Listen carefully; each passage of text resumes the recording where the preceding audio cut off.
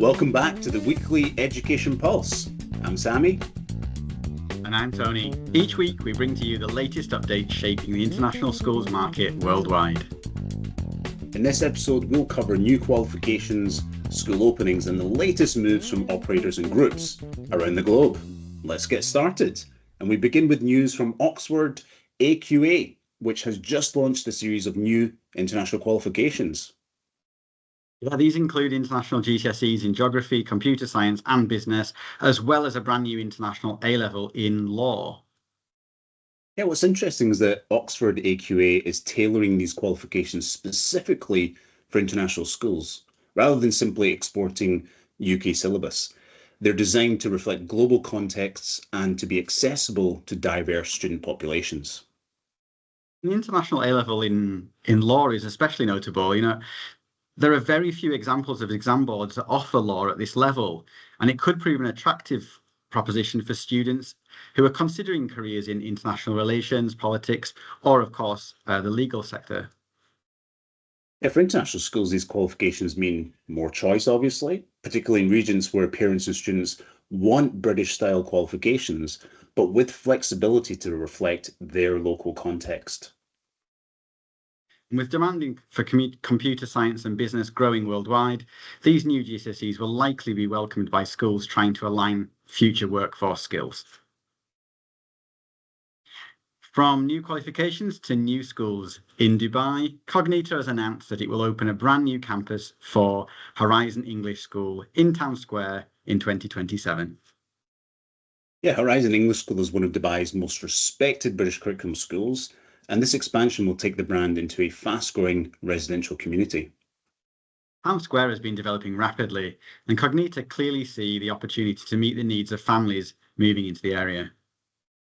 Yeah, the new campus will offer places for students from early years up to year 7 initially, with plans to expand year on year after that. It's designed with a focus on sustainability and community integration. This move fits with a broader trend in Dubai we've been tracking, school groups expanding into new residential zones to align with the city's growth, rather than concentrating only on established areas. Yeah, and for Cognita, it's also a chance to grow a well-loved brand. Horizon English School already has a strong reputation, so taking that name into a new community is a strategic way to scale. And for families, it means more choice in a competitive market, especially for those looking for high-quality British education closer to home.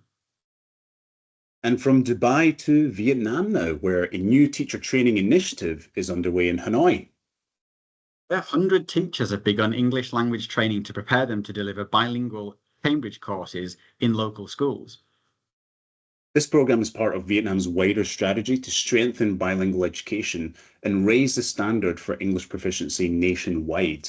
By equipping teachers to deliver Cambridge international content, the government is signalling a push towards globally benchmarked qualifications. It's a smart approach. Rather than trying to import large numbers of foreign teachers, Vietnam is investing in its own workforce to build sustainable bilingual provision. And it also responds to parent demand.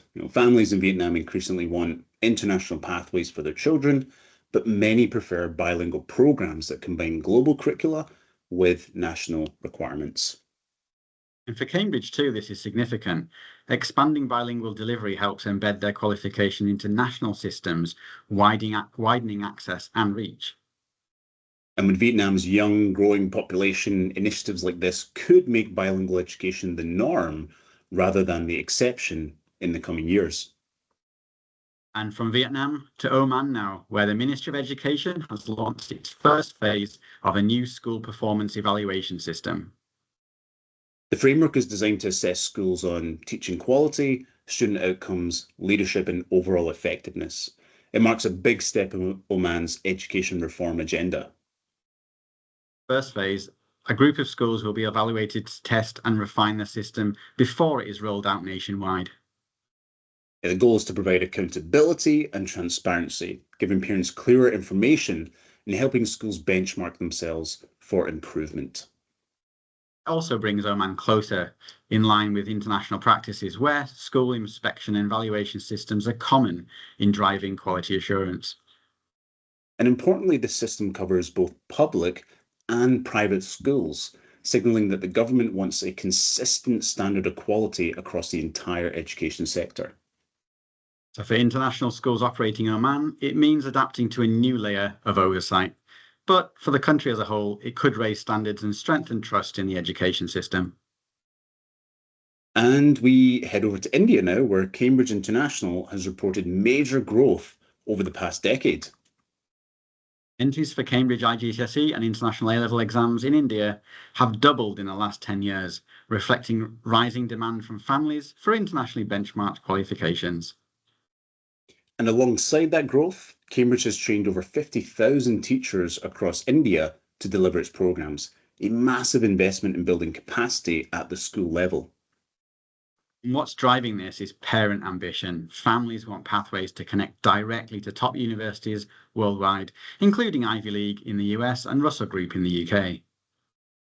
And it's also part of a broader shift we've seen, Indian families increasingly choosing international curricula as an alternative to the national curriculum, particularly at the upper secondary level. And for Cambridge, India is now one of the biggest growth markets globally, and this data underscores just how significant the shift towards international education has become there. And for schools, offering Cambridge qualifications isn't just about curriculum choice, it's a differentiator in a very competitive Indian education market. And now we head back to Dubai, where the KHDA has introduced new rules for teachers that every parent should know about. The new framework sets clearer requirements for teacher licensing, professional conduct, and qualifications. It's aimed at raising standards across Dubai's private schools. Parents, this means more transparency. They can have greater confidence that teachers meet consistent professional benchmarks, regardless of which school their child attends. And for teachers, it reinforces the importance of continuous professional development, something Dubai has been investing heavily in to keep pace with the global best practice. It also aligns with KHDA's wider strategy, ensuring that Dubai not only attracts talented educators, but also maintains high quality teaching across a growing number of private schools. So for schools, the new rules may mean tighter oversight, but they also provide a stronger framework for recruiting and retaining high caliber staff. And ultimately, it's about reinforcing Dubai's reputation as one of the leading hubs for international education worldwide. And now a look at how AI is reshaping education in Luxembourg. Education companies like Lux Education are adopting AI tools to streamline operations, cut costs, and improve efficiency, from automating administrative tasks to personalizing learning experiences.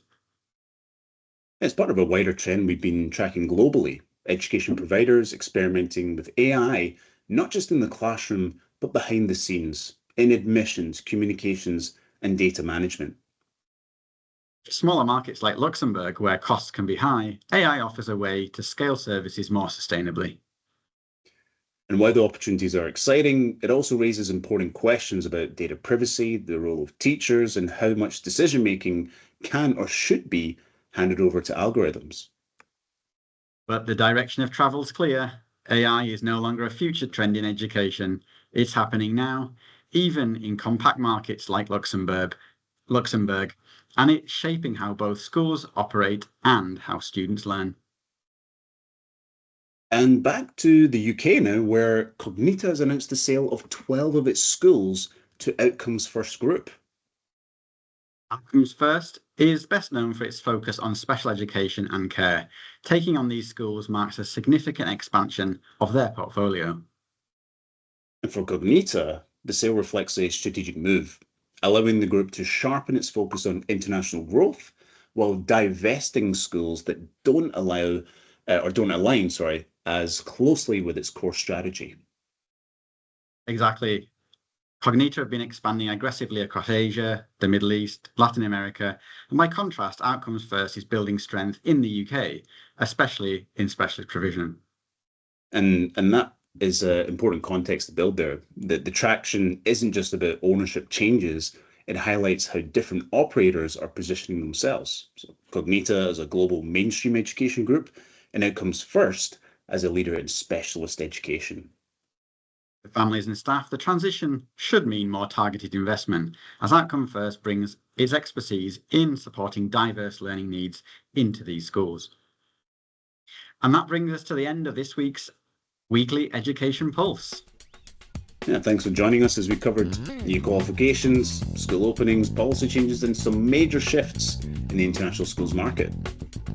Don't forget to like, share, and subscribe so you don't miss future episodes.